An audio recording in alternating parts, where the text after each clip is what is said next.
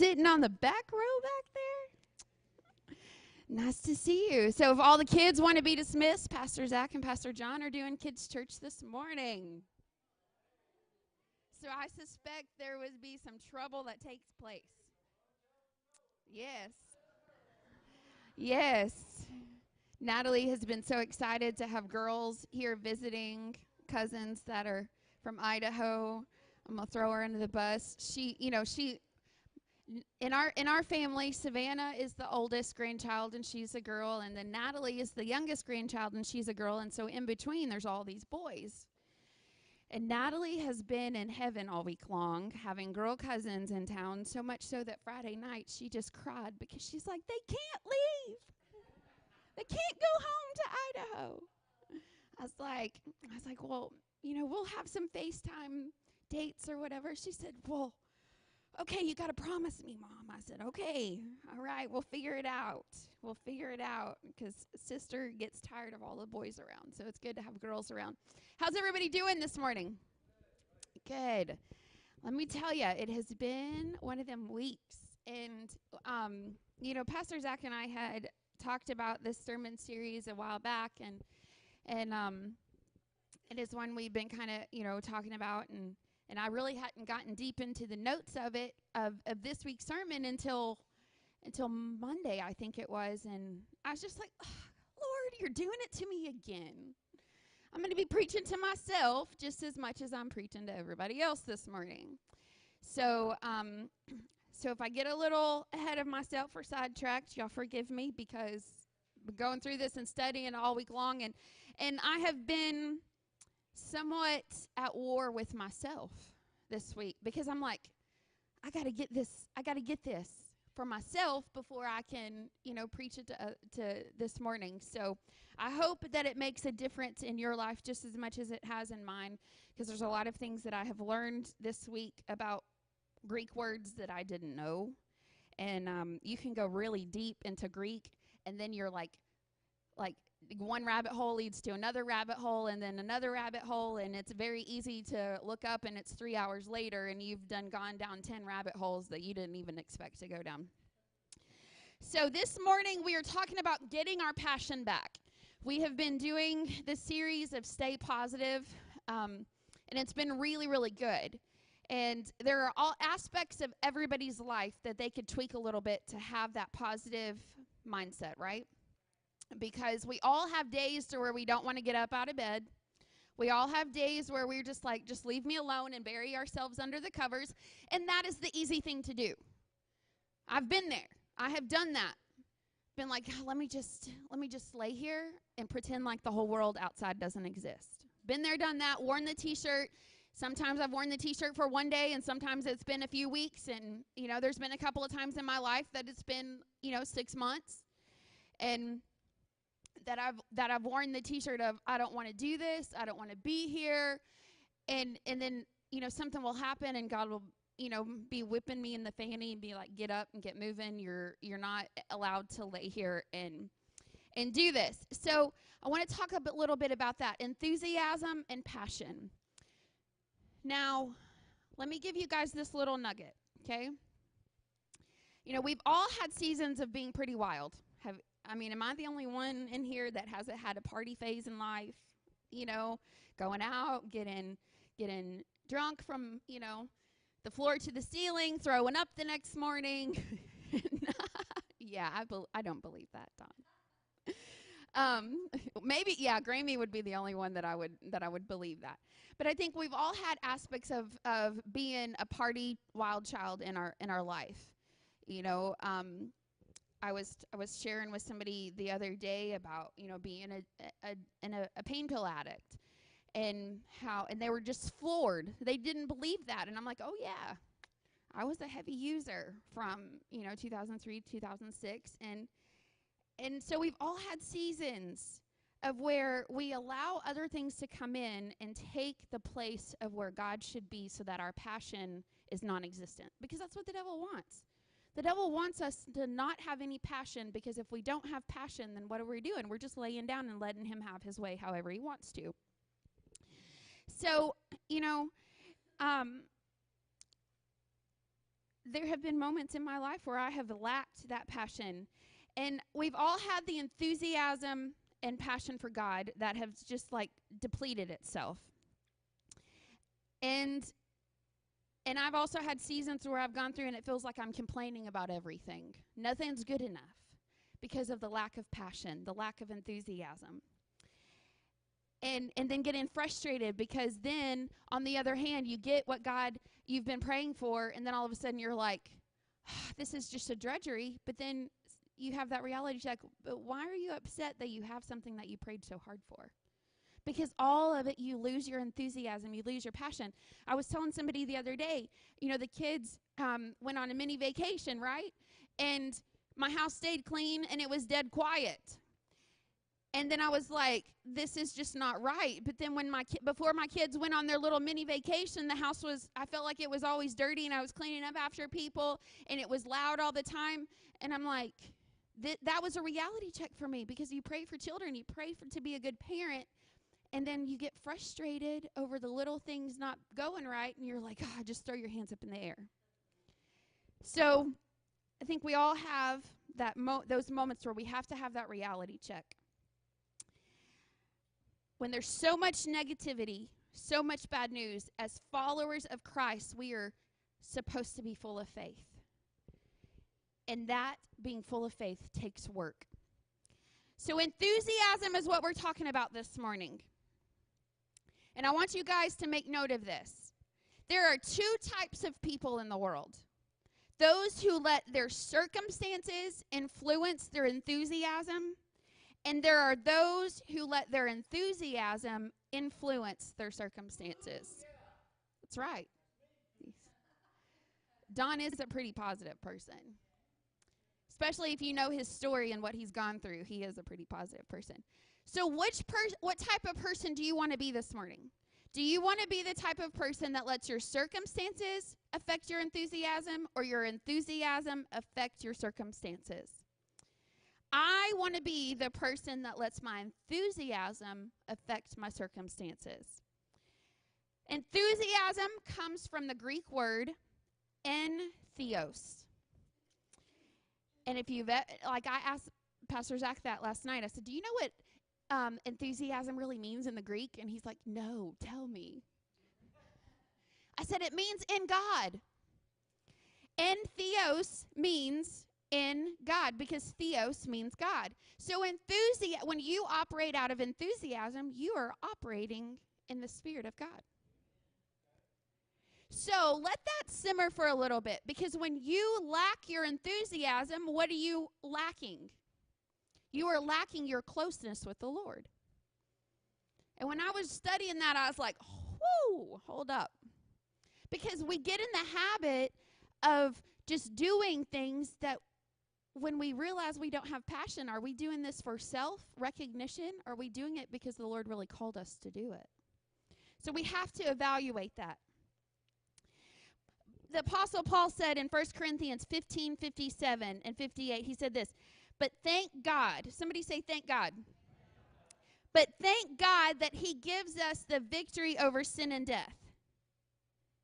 Because, there's some people that are really enthusiastic. Y'all have those people in your life that are always enthusiastic, and sometimes they get on your nerves.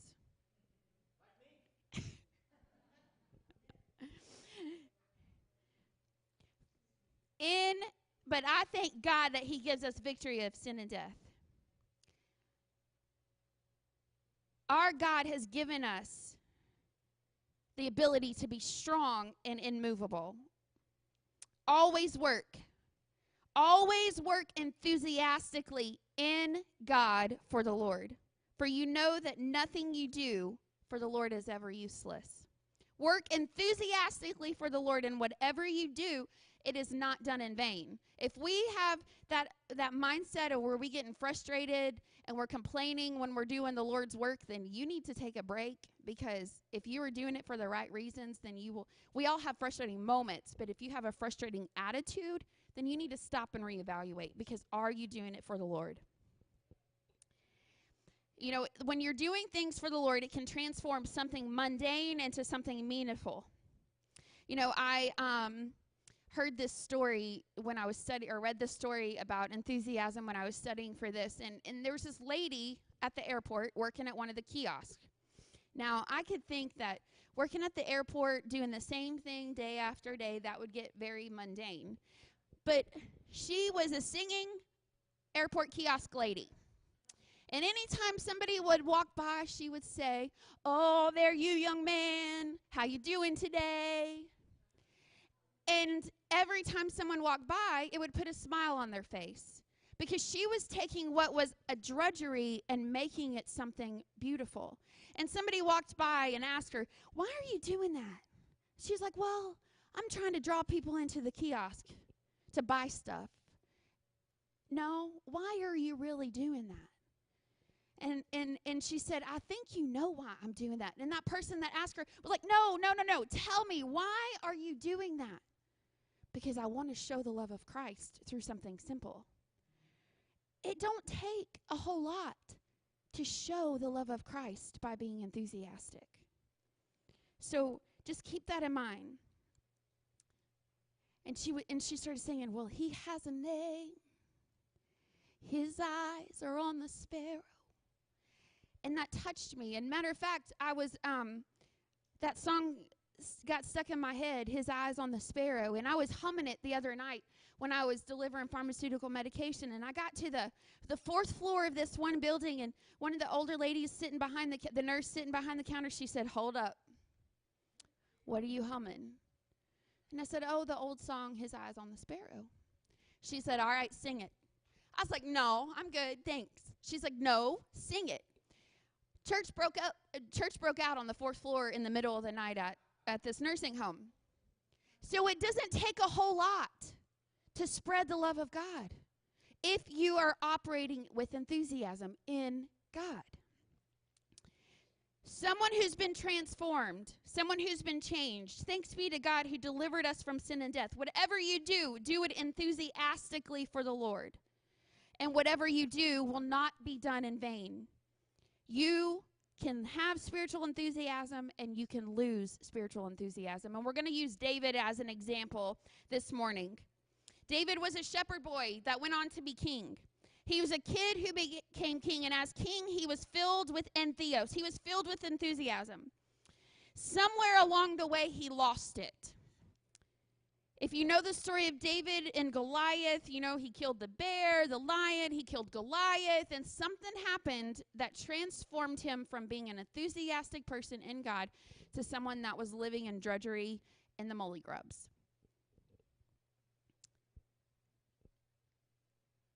Scripture says that he told Goliath, "You come against me with the sword and the shield, and I come with you with the Lord." It's not human confidence that David saw or David had. It's the raw, unparalleled spiritual enthusiasm born out of time with God. The question is, where did he get that? Where did his spiritual enthusiasm come from? When there's a whole army of warriors. Now, it's really hard to maintain your enthusiasm when you are going through hell. You know, I mean, some of you that are close to Pastor Zach and I, you know that over the last few months, we've been going through a lot of hell, right? And let me tell you, this week was one of them weeks that I am just like, I've been on an internal struggle, an internal battle to maintain my victory, to maintain my vision of what God is doing in our life, because natural things in the world get in the way sometimes. Whether it's financial things, money is a hard conversation to talk about. And last night, Pastor Zach and I were having a conversation about money. And I was getting a little bit frustrated because we are we try to be very mindful and very, I don't want to say tightwad, but very spendthrifty. I like that term a little bit better. Very frugal. And he told me, he looked at me, he said, "Take a deep breath." Because I was starting to get frustrated. He's like, "Take a deep breath. Don't lose it over something that's not worth losing it over." But when you have those moments, it's very hard for you to maintain your enthusiasm. But David knew during those times where he had that enthusiasm what it took. He had daily conversations with the Lord, daily time of worship. He trusted God daily. He walked with God daily. He worshiped God daily. He trusted him. He could fight the giant because of that. He trusted. When the Ark of the Covenant came into his hometown where the presence of God dwelled, he went out, not fully, completely dressed, and went into a massive worship party. So much so that his wife was embarrassed and made fun of him, but he just couldn't contain himself. It wasn't a click on a computer screen once a week to watch a sermon. It wasn't even a drive across town to sit in a church service and sing some songs and listen once a week. It was daily abiding in the presence of God. And there's 2 seasons in his life, one where he had it and then he lost it. And here's the other season where he lost it. In the time when kings go off to war. In springtime, when he should have been at battle, David actually stayed at home. And when he wasn't where he was supposed to be, he climbed up onto a roof and saw something he wasn't supposed to see, a woman taking a shower. And when he wasn't where he was supposed to be, wasn't doing what he was supposed to do, he saw something he wasn't supposed to see. He did something he should have never done, and it cost a lot of people something that they never should have had to pay. So when you lay down, you are not only affecting yourself, but you are affecting everybody that is around you. And the people that are around me are worth more than me laying down and covering my head up.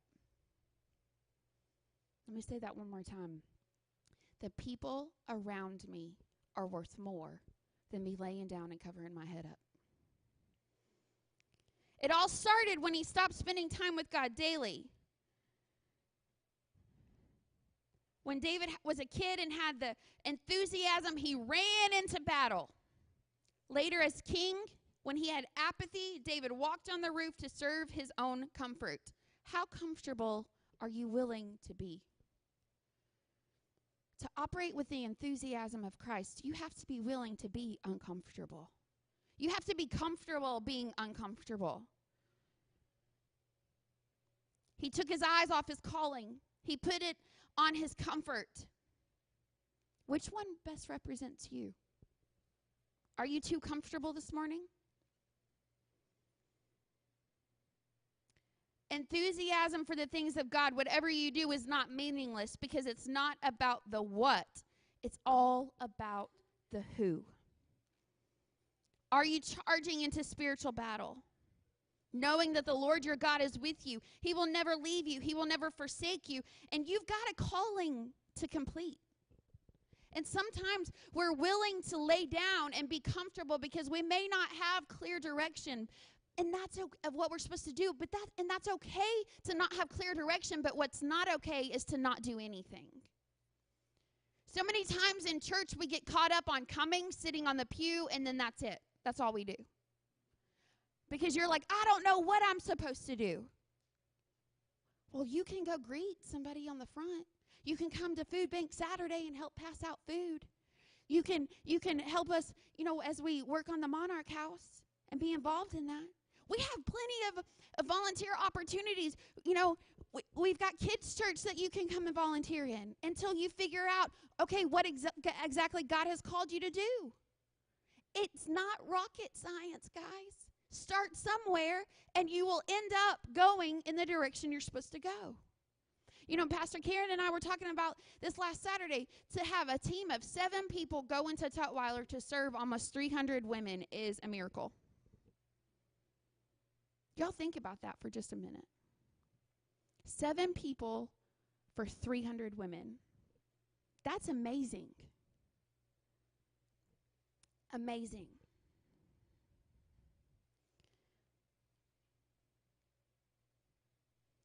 Most people have fallen into one of 2 extremes. The very positive extreme is those who continue to walk with God daily and trust God daily and depend on His presence daily and feed in His Word daily. They're growing in intimacy and they sense His calling, and then they're directed by His presence. And there's a very real, powerful, and present in theos for the Lord. There's the other extreme.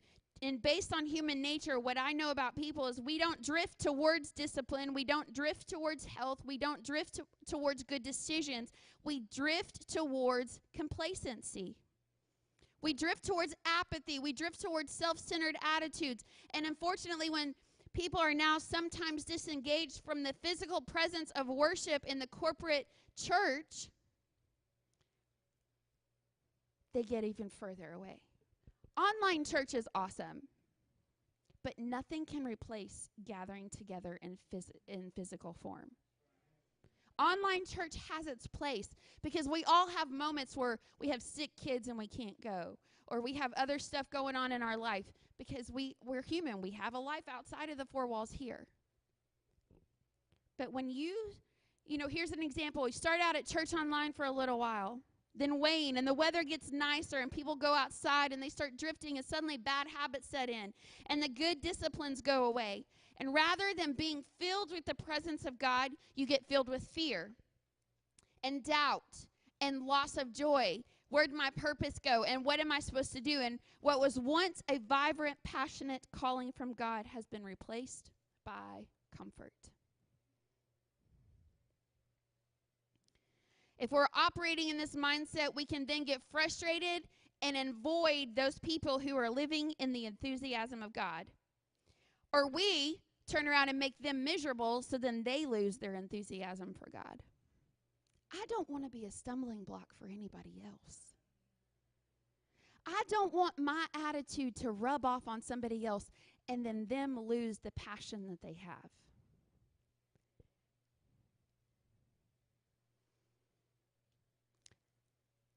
Calling, purpose, passion, spiritual enthusiasm, or comfort and complacency.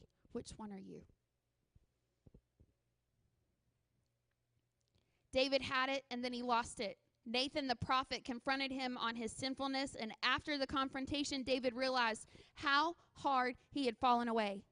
He cried out to God in the very powerful Psalm 51, "Restore to me the joy of your salvation, and grant me a willing spirit to sustain me." Restore me.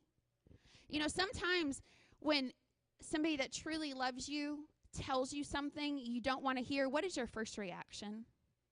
To get angry, right? To get mad. Because you're like, how dare you criticize me? But maybe they're really telling you something you need and you should be hearing.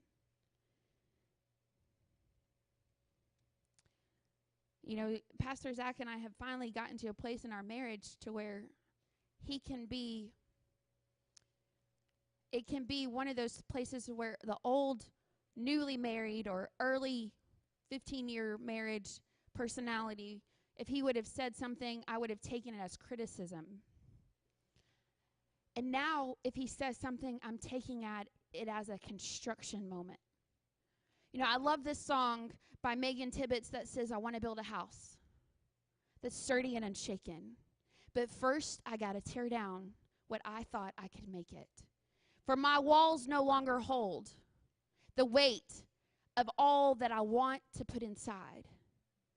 So if I want to build a house, I got to tear it down.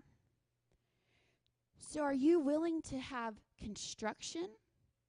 Or are you someone that automatically sees criticism? What do you do when you lose what you had? You refill, you rejoice, you renew, you restore. You go back to doing what you did before. Don't think that going back to do what you did before is a step backwards. It's not. I hate that term of 2 steps forward, 1 step back. I prefer the term of 2 steps forward and a sideways step. Because if I'm going a sideways step, then that means that I am centering myself on the path that God has called me to walk, and I'm restoring what he has called me to do. Because with my God, God doesn't take us backwards. Did God take the Israelites back to Egypt when they made a mistake? He gave them time to repair themselves, right? Now, it took them 40 years of walking in the wilderness, but he restored them. He didn't say, oh, you messed up. Oh, you lost your enthusiasm. Oh, you lost your vision, so you need to go back to Egypt. He said, no, hold up. Let's just reset. So that's why I don't like the term 1 step or 2 steps forward, 1 step back, because God does not take us backwards.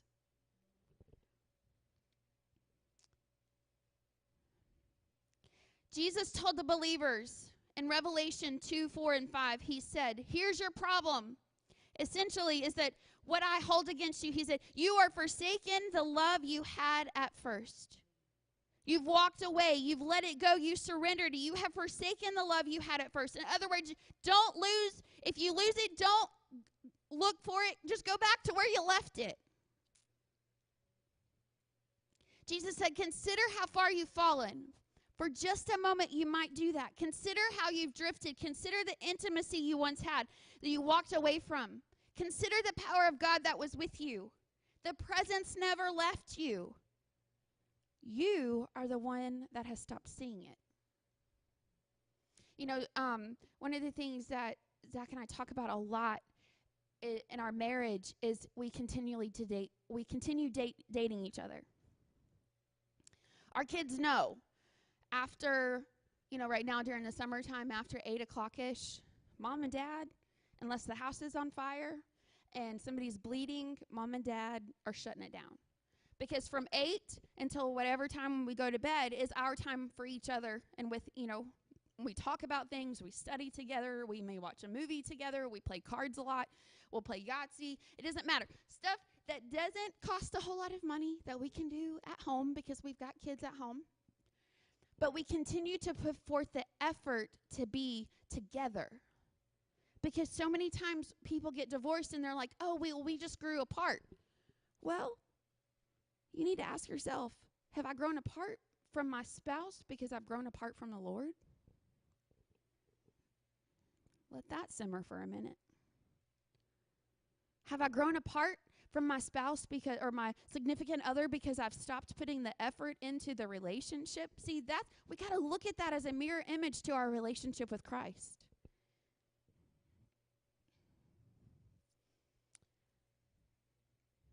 Consider the power of God that was with you, his presence that never left you. Consider how far you've fallen. And then Jesus said very simply, just repent. Change directions, change the way you think, and do the things that you did at first. Do them again. You walk in his presence daily. You trust in his goodness daily. You worship him daily, not out of duty, but out of delight. Last week, I was like, okay, I got a little bit of time. I'm going to sit here on the couch in the den, and I'm going to do my devotional. And I got frustrated because every few minutes, one of the kids was like interrupting, Mom, hey, Mom, I got a question. And I got irritated. I was like, I'm trying to do my devotional here. You are interrupting my time. And I was treating them I got frustrated because they were, at the moment, they were an inconvenience to me. And the Lord used these tough words. He said, but don't they belong to me too? Aren't you spending time with me right now when you spend time with them? I had to stop for a second. It was one of those moments to where I had prayed for children. I mean, I had a hard time having children, and then I was getting frustrated over my children that I prayed for needing me. And God gave me that reality check. If you're trying to spend time with me, but your kids are here and you're supposed to be spending time with them, and, it can run hand in hand. I was like, all right, thanks, Lord. I appreciate that good whooping. There are 2 types of people. Those who let their circumstances, fear, panic, anxiety influence their posture of the heart. They create their own spiritual temperature, and a lot of times they're sick. And there are those that let their enthusiasm, born out of the very real presence of God, influence their environment, dictate the mood of those around them, build the faith of those that they're with. I want to be one of those people that say, oh, I'm so excited that I get to do this and I get to do that because I'm doing something for the Lord.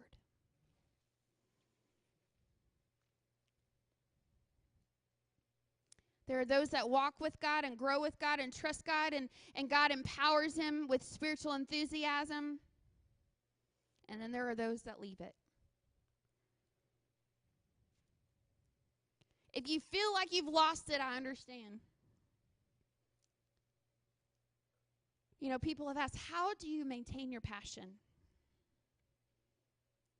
Not everybody's going to maintain their passion 100% of the time. That's just reality, guys, because we live in a world where we deal with human mistakes.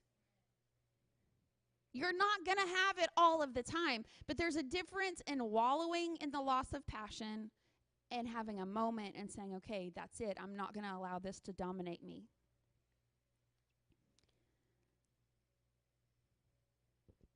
You know, people say, oh, you must not have a whole lot going on. That's because you're in church leadership, and it's more. My faith, Pastor Zach's faith gets under attack. My mindset gets under attack. My mood gets under attack. And if Pastor Zach was in here, I'm sure he would be saying, amen.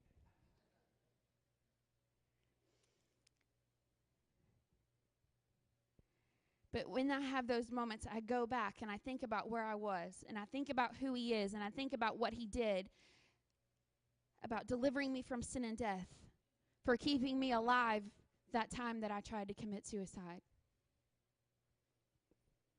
for bringing me through the heartache of losing 2 children, for supplying our needs when there is a negative amount in our bank account. Because when you start remembering all that God has for you, that enthusiasm starts to get sparked again. I watched this little TikTok video this week of these 4 individuals, and they were in their 60s, 70s, 80s, and they were leading worship in a little church, and the video quality wasn't the best. And the sound mix wasn't the best. But what got me and put tears in my eyes is they were singing the song Goodness of God. And watching those people in their 60s, 70s, and 80 years old talking about the goodness of God just did something, because if somebody that old and that has lived a whole lot of life can go through life and still proclaim the goodness of God, then what do I have to complain about? And so I sat there and I watched the video like 4 or 5 times, because I'm like, God, when I'm their age, I want to stand and be able to still proclaim the goodness of God. Go back to what you did at first. Just spend time with him. And let me tell you, if you just say, I have 5 minutes to sit down right now and spend time with the Lord, that's okay, because you can still spend time with the Lord even if you don't have time to just sit down. You know, at night when I'm driving, in between stops, me and the Lord are having a lot of conversation. When I was with another job and I was an outside sales rep and I did a lot of driving, I had a lot of time with just me and Jesus. I actually enjoy my windshield time because I don't have people, Mom, hey, oh, by the way, go back to the beginning. Let his word strengthen your soul, correct the sin, and encourage myself out of discouragement. You have to be your biggest encourager, because you know where you're at and you know what you need. Build your faith when all you see is fear. Don't worship God for what he can do for you, but worship him for who he is. And do it even when you don't feel like it. Do it when you don't feel like it. Because that transforms something mundane into something meaningful. So no matter what you're doing, where you're serving, no matter if anybody sees it, do it for God. There are 2 types of people in the world. Which one are you going to be? Don't let the stuff on the outside determine what happens on the inside. Those who let the work of Jesus in their hearts impact the world around them when they don't let outside circumstances dictate the inside. I want the light of Jesus to be so bright in me that it burns everything and everyone that I come in contact with. Because I want my enthusiasm to be contagious. Why do you think it's so fun to go to a sporting event at a stadium? Because the enthusiasm of the crowd builds enthusiasm. It builds that momentum. It's a lot harder to build momentum when you lose it, but it's not impossible to get it back. All you got to do is start at the beginning. So if you guys just want to stand.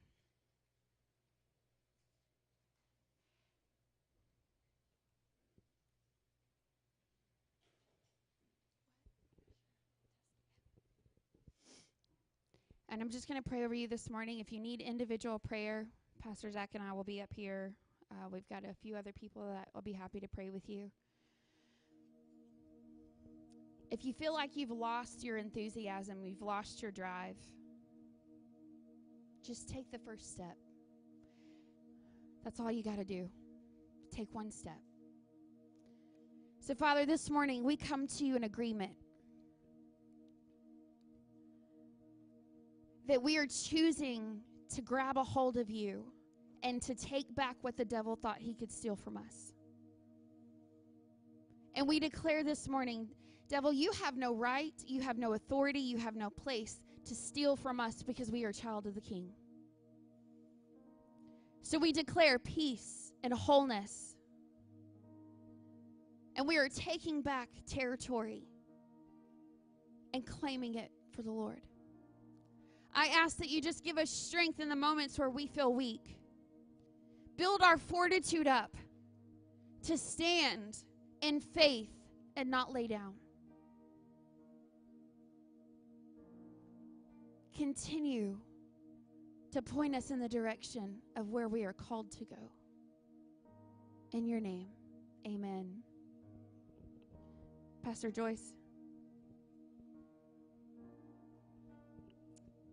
I just want to share a little testimony that happened this last spring, about April. I was praying to the Lord, and I said, Lord, is there anything else you want me to do? And I'm totally involved in this church, and I love everybody here. But I'm also part of a widow's ministry called Beauty by Fire. And so I had missed a couple of luncheons. They do a luncheon once a month. And we had to go to Texas and just different things. I'd missed it. So I had prayed that to the Lord that week before I went to the meeting in May. And when I got there at the end of the luncheon, the leader of this ministry, which is a beautiful lady, Brooke Freeman, she said, we have decided that we were going to have a book club, and we have a book called The Undistracted Widow. And I thought, boy, I haven't been that. I have been distracted, but I said, okay, Lord. And she said, we want someone to host the daytime one and one at night. And for the ladies at work, they can go at night. So I really felt like that was the Lord saying, you need to do this. And I said, well, I can do that. I can host. I've done that for a few years, like 50. So when I went up to her afterwards and said, I'll volunteer, and she said, you know, the Lord provides, doesn't he? And I said, well, I think I can do this. And it's been a great blessing to me to host this in my home. And the ladies that have come, they've been very, and they've enjoyed it so much, they said, and they don't want to stop. They want to keep doing things. So all you have to do is be willing, you know, to say, God, here I am. Whatever you want me to do. Is there anything else I can do? Well, this is what we do. Be enthusiastic. That's right. So you don't have to have a lot of money to accomplish great things, guys.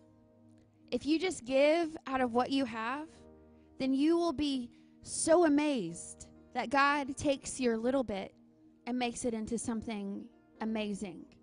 You know, when the Lord really laid it on our heart to open our ladies' home, I was like, God, how are we going to do this? How are we going to financially support this? I'm like, how are we going to pay, or how are we going to get a house? How are we going to pay for that house? And the Lord has opened one door after another door after another door. And in the beginning, I thought, oh, we'll only be able to house like 4 or 5 ladies. And I found out we're going to be able to house 8, plus the house mom. We've had a lot of the construction work donated to us. The Lord provided a random guy that Zachary knew that said, hey, can I rent part of your space out at the shop? Well, the amount that he's paying in rent covers the house payment for the house that we're opening. See, so when you take a little bit of a step out in faith, God will take what your little bit is and make it something amazing. So that leads us to giving this morning. So if you want to give, you can text 84321 to text online. You can give out in the bucket. We have envelopes.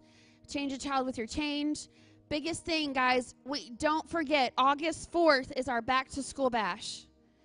We're collecting school supplies. We're trying to hit a goal of 50 students that will be able to help with school supplies this year for our church kids, our Angel Tree kids, our Learning Center kids.